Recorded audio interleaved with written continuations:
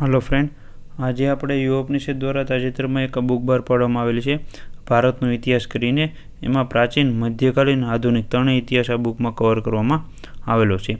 અહીંયા જે પ્રમાણે લખેલું છે વર્ગ 3ની પરીક્ષા વિશેષ એટલે સીસીઈની, પીએસઆઈ અને કોન્સ્ટેબલના નવા અભ્યાસક્રમ મુજબ આ બુક બનાવવામાં આવેલી છે એવું લખેલું છે.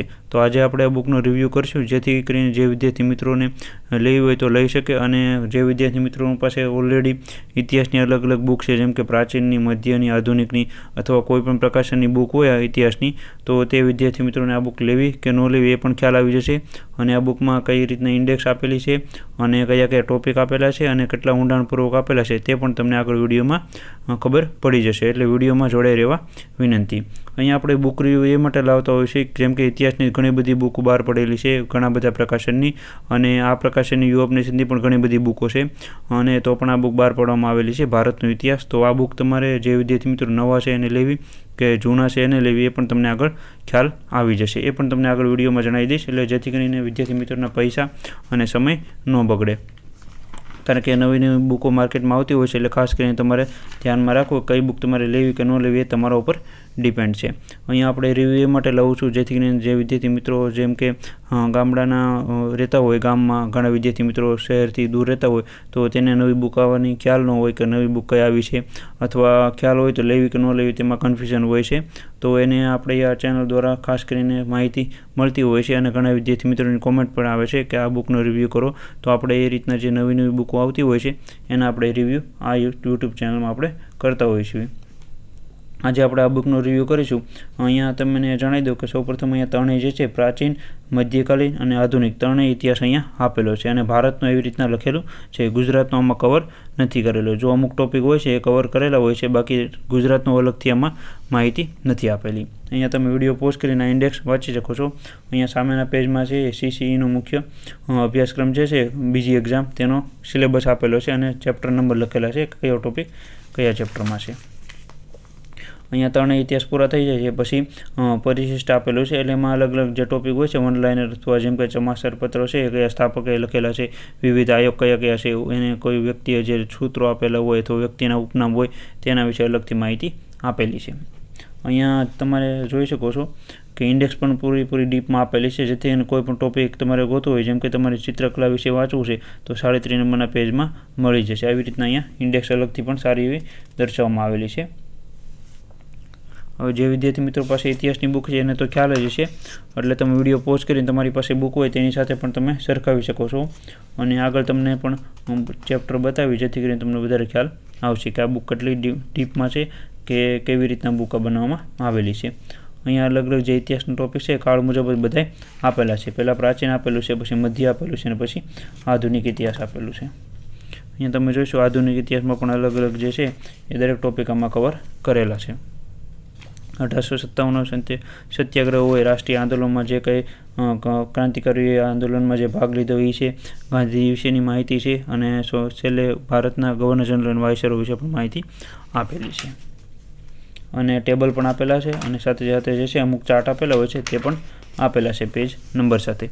અહીંયા પ્રાચીન ભારતના અમુક તમને ચેપ્ટર બતાવું, જેથી કરીને તમને ખ્યાલ આવશે. અહીંયા વિડીયો પોઝ કરીને તમે બધા ટોપિક વાંચી શકો છો. 10 ટોપિક અહીંયા આપેલા છે ક્રમવાઇઝ. અને જે વિદ્યાર્થી મિત્રો પાસે ઓલરેડી ઇતિહાસની બુક છે, જેમ કે આધુનિક ભારત ઇતિહાસની બુક છે અને પ્રાચીન ભારત મધ્યયુગ ભારતની અલગથી બુક હોય, તો તે વિદ્યાર્થી મિત્રોને આ બુક લેવાની જરૂર નથી. કારણ કે અહીંયા મેં આખી બુક જોઈ છે, કયા કયા ચેપ્ટરમાં કેટલું ઊંડાણપૂર્વક માહિતી આપેલી છે એ પણ મેં જોયું છે. અને બીજી બુક છે મારી પાસે યુવા ઉપનિષદની છે, પછી વર્લ્ડ બુકની છે, તેની સાથે પણ મેં સરખાવેલું છે. એટલે તમને રિવ્યૂ એ માટે જણાવું છું, જેથી કરીને તમને ખ્યાલ આવે કે આ બુક લેવી કે ન લેવી. અહીંયા પહેલાં તમને અમુક ચેપ્ટર ત્રણેય યુગના બતાવી દઉં, મધ્ય, પ્રાચીન અને આદિયુગના, જેથી કરીને તમને ખ્યાલ આવે.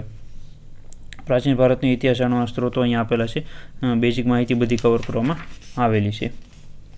અહીંયા તમે વિડીયો પોઝ કરીને ચેપ્ટર પણ વાંચી શકો છો, જેથી કરીને તમને ખ્યાલ આવશે કે આમાં કઈ કઈ માહિતી કવર કરેલી છે. અને છેલ્લે પુસ્તકો અને તેની વિશેષતાઓ આપેલી છે. અમુક વિદેશી લોકો જે છે એને પુસ્તક લખેલા છે ઇતિહાસ વિશે, તેના વિશે માહિતી બધી આપેલી છે પ્રવાસીઓના. પછી ચેપ્ટર 2 આપેલું છે ભારતના પ્રાગૈતિહાસિક કાળ વિશે માહિતી આપેલી છે, એ પણ તમે જોઈ શકો છો. અને મેપ પણ આપેલા છે અને કોષ્ટક આપેલા છે, તે તમે ક્રમવાઇઝ પેજમાં વાંચી શકો છો. ચેપ્ટર પૂરું થાય ત્યારે અમુક અગાઉની પરીક્ષામાં પૂછાયેલા પ્રશ્નો આપેલા છે અને અમુક છે મહાવરા માટેના પ્રશ્નો પણ આપેલા છે. દરેક ચેપ્ટરમાં એ રીતના કવર કરેલું છે. સિંધુ ખીણની સભ્યતા આપેલી છે, એ પણ તમે જોઈ શકો છો.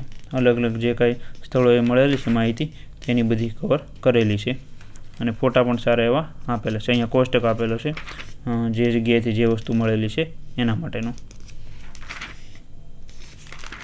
પછી વૈદિક સંસ્કૃતિ આપેલી છે, ઋગ્વેદિક કાળ વિશેની માહિતી આપેલી છે, બધા વેદ વિશેની માહિતી આપેલી છે, એ તમે અહીંયા જોઈ શકો છો.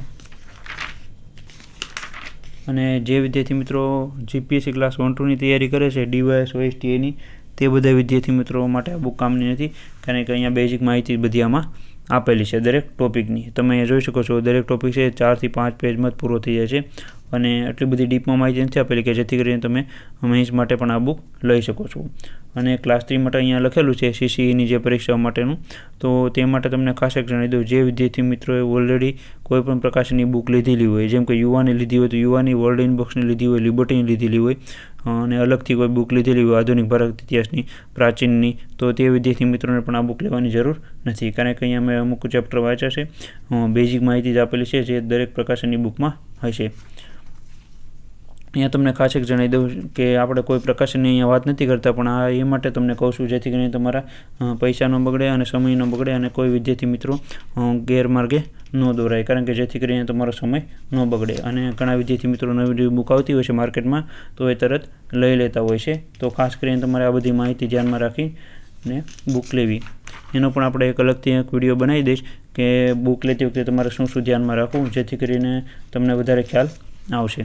જાજા ભાગે મેં બધા વિડીયોમાં અમુક માહિતી આપતો હોઉં છું, જે બુક રિવ્યૂ હોય છે એમાં પણ એક અલગથી પણ વિડીયો બનાવી દઈશ જેથી કરીને તમને વધારે ખ્યાલ આવે.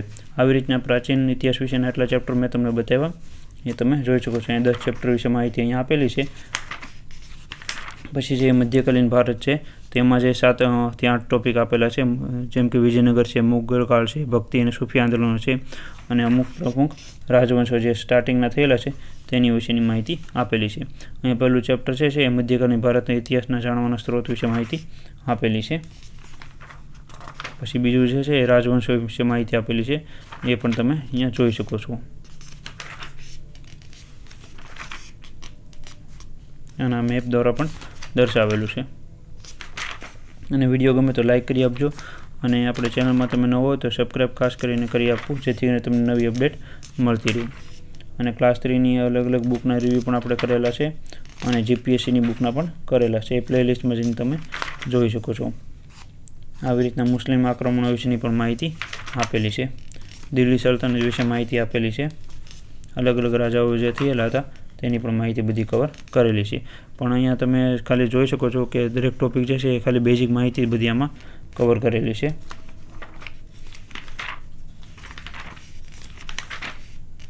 અને આ બુક તમારે લેવી હોય તો નીચે કોન્ટેક્ટ નંબર આપેલો છે, ત્યાં તમે ફોન કરશો તો તમને આ બુક ઘરે બેઠા ફ્રી કુરિયરમાં મળી જશે.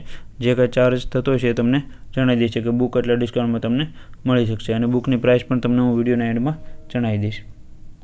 ભક્તિ અને સૂફી આંદોલન વિશે માહિતી આપેલી છે, એ પણ તમે જોઈ શકો છો.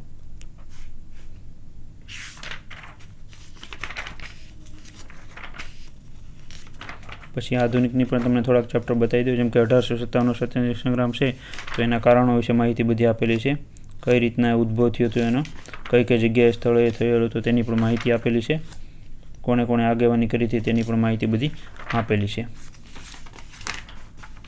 પછી અહીંયા 19મી સદીના જે સામાજિક સુધારણા જેના આંદોલનો થયેલા તેમાં કોણે કોણે ભાગ લીધેલો હતો તેની પણ થોડી થોડી માહિતી બધી કવર કરેલી છે, અહીંયા પણ તમે જોઈ શકો છો. રાષ્ટ્રીય આંદોલન વિશેની માહિતી અહીંયા આપેલી છે, બધા જે છે અહીંયા બધા સુધારાઓ વિશેની પણ માહિતી સારી એવી કવર કરેલી છે. આવી રીતના એક આખી બુક બનાવવામાં આવેલી છે.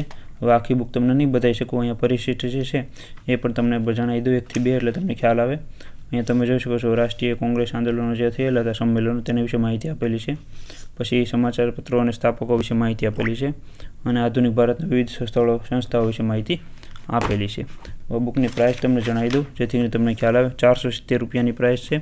નીચે કોન્ટેક્ટ નંબર આપેલો છે, ત્યાં તમે ફોન કરશો એટલે સંપૂર્ણ માહિતી તમને જણાવી દેશે. અને ખાસ કરીને મેં કીધું એ મુજબ આ વિદ્યાર્થી મિત્રો આ બુક લે જેની પાસે ઇતિહાસની કોઈ પણ બુક ન હોય. બાકી આમાં એટલું બધું ડીપમાં નથી આપેલું, જે છે દરેક બુકમાં આપેલું છે એ જ બધી માહિતી આમાં કવર કરવામાં આવેલી છે. અને વિડીયો ગમે તો લાઇક કરી આપજો, તમારા મિત્રો પર શેર કરો જેથી કરીને એના પૈસા અને સમય ન બગડે. Thank you.